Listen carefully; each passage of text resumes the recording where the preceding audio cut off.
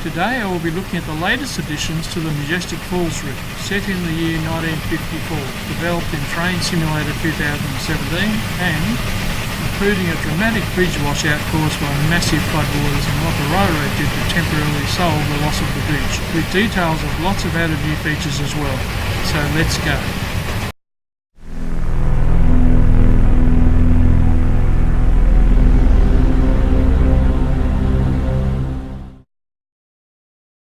Today I will be looking at the latest additions to the Majestic Falls route, set in the year 1954, developed in Train Simulator 2017 and including a dramatic bridge washout caused by massive floodwaters and what the railroad did to temporarily solve the loss of the bridge, with details of lots of added new features as well.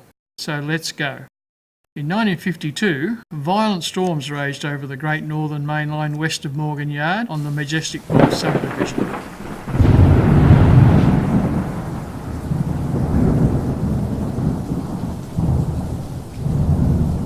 The floodwaters that streamed down the Morgan River hit the bridge built in 1942 hard.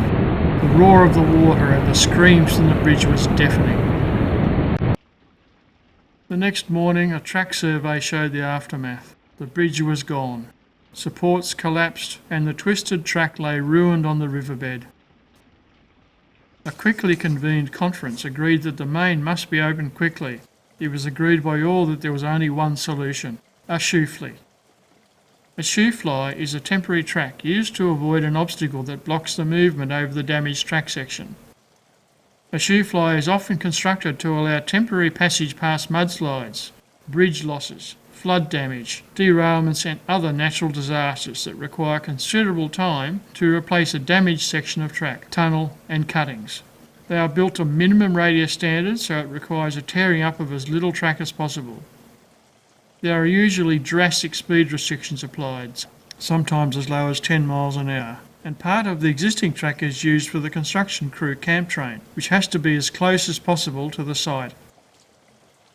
Most of the wreckage of the bridge has now been removed and the temporary trestle is ready.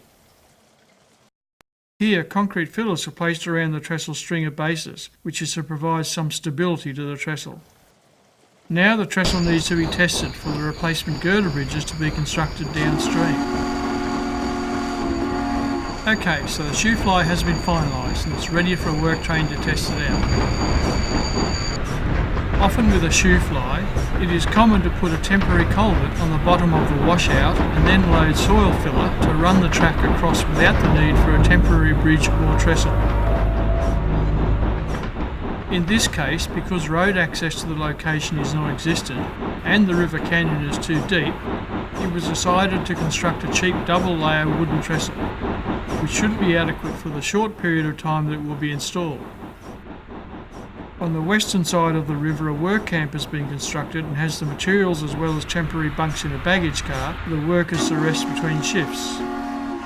The train scheduled to test this trestle makes its way slowly past the workers' camp, using the whistle to warn the workers in case they're still on the track.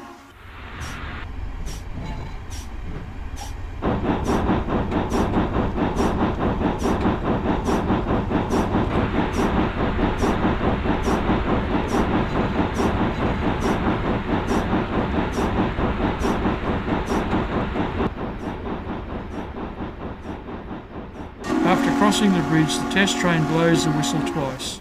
This is to signal all is okay, and the train continues on to Morgan Yard to turn around, ready to back the loaded cars into the siding of the work camp, so they can start on the permanent bridge.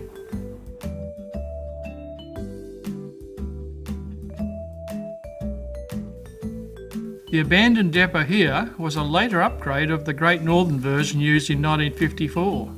Notice the use of concrete sleepers, which were not used in this part of the USA until the mid-1970s.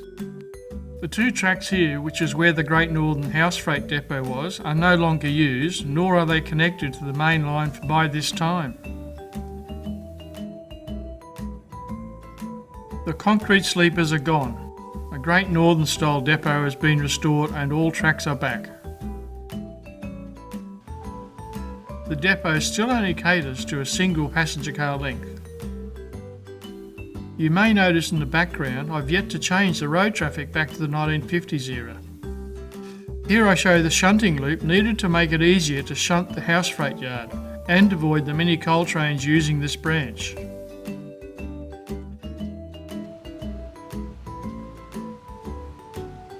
Here we approach the Great Northern Freight Depot that services a large farming community around the area.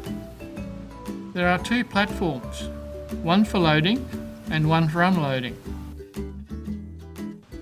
I still need to add another service road going directly to the freight house.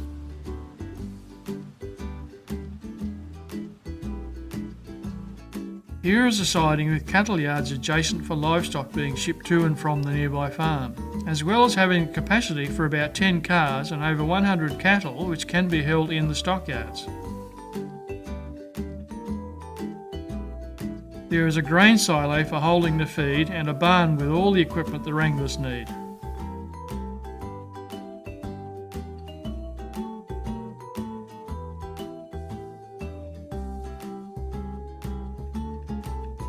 The granary itself is quite large capacity and capable of handling many cars.